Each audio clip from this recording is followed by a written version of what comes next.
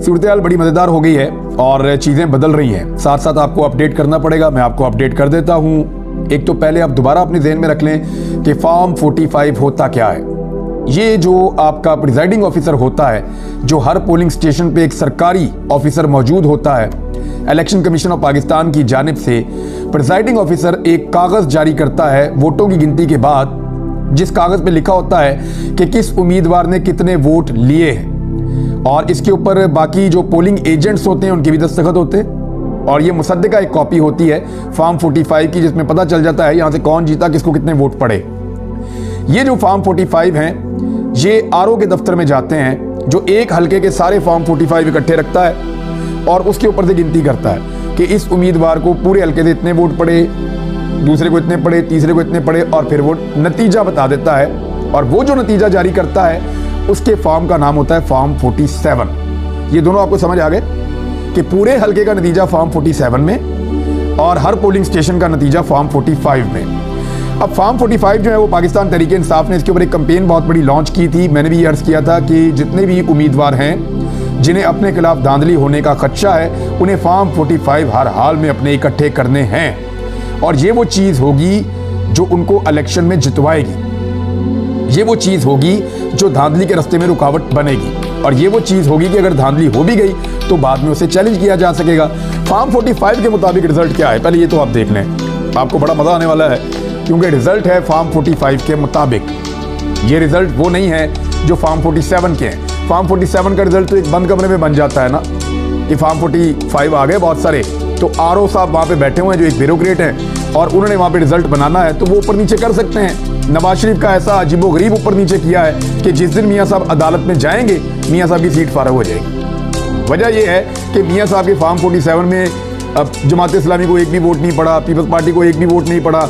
जिनको फॉर्म 45 के अंदर बेशुमार वोट पड़े हैं, सैकड़ों वोट पड़े हैं, वो फॉर्म 47 के अंदर उनमें किसी का भी वोट नहीं गिना।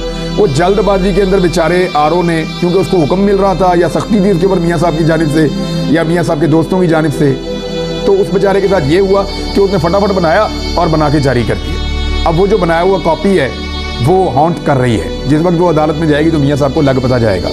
अब आ जाएं आप इस बात पे कि फॉर्म 45 के मुताबिक पाकिस्तान तहरीक इंसाफ कौमी असम्बली की कितनी नशिस्तें जीत रही है। अभी एमएनएस की बात कर रहा हूँ मैं, एमपीएस की बात में बात करेंगे, अगले वीलॉग में बताऊंगा आपको मैं। इस्लामाबाद से 3 नशिस्तें हैं, 3 की 3 पाकिस्तान तहरीक इंसाफ फॉर्म 45 के मुताबिक जीत रही है। कुछ 40,000 की लीड से, कुछ 60,000 की लीड से, कुछ 50,000 की लीड से। इस लीड के साथ तीनों इस्लामाबाद की सीटें ये जीत चुकी है पाकिस्तान तहरीक इंसाफ फॉर्म 45 के मुताबिक।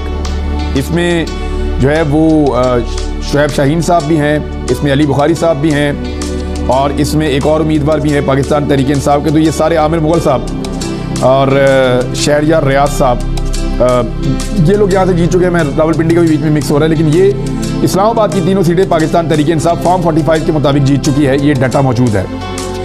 बलूचिस्तान में फॉर्म 45 के मुताबिक पाकिस्तान तहरीक इंसाफ 4 सीटें जीत चुकी है 16 नशिस्तों में से, यानी 25% की कामयाबी है वहाँ पे, और 75% वहाँ के लोकल सरदार और बाकी जमातें जीती हैं। वहाँ पे फजलुर रहमान साहब भी जीतने हैं, बाकी जमातें भी जीती हैं। लेकिन बलूचिस्तान में 4 नशिस्तें पाकिस्तान तहरीक इंसाफ ने निकाली हैं फॉर्म 45 के मुताबिक, जो उनको उनके पोलिंग स्टेशन से नतीजे मिले हैं। पंजाब में 141 टोटल सीटें, 141, इनमें से 109 नशिस्तों के ऊपर पाकिस्तान तहरीक इंसाफ फॉर्म 45 में आगे चल रही है। यानी जो तमाम पोलिंग स्टेशंस के फॉर्म 45 आए हैं, उनको जब इकट्ठा किया जाता है तो 109 हलकों में पाकिस्तान तहरीक इंसाफ जीत रही है, जीत गई है, क्योंकि फॉर्म 45 उनके पास है।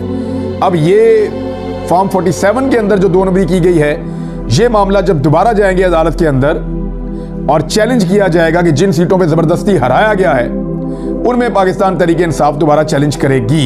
ये मैं पंजाब की बात आपको कर रहा हूं, क्योंकि अभी तक के रिजल्ट के मुताबिक जो अनाउंस हो चुके हैं उसमें 85 के करीब नशिस्तों पे पाकिस्तान तहरीक इंसाफ इससे ज्यादा में जीत चुकी है अब तक तो, और बाकी जमातें इनसे काफी नीचे चल रही हैं। तो इसके मुताबिक भी पीटीआई 100 से ऊपर तो चली जाएगी, लेकिन उनकी एक्चुअल सीटें क्या हैं जो फॉर्म 45 के मुताबिक हैं वो मैं आपको बताता हूं। सिंध में 61 नशिस्तों के ऊपर इलेक्शन हुआ।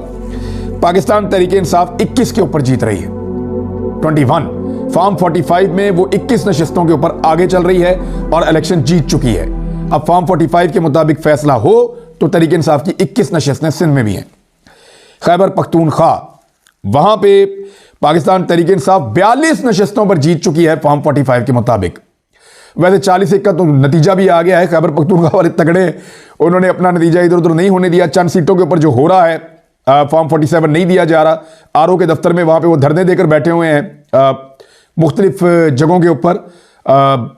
शेर मरवत साहब ने धरना दिया हुआ है, खैबर पख्तूनख्वा में हज़ारा के अंदर धरना चल रहा है, दीगर कुछ और जगहों पे धरने चल रहे हैं।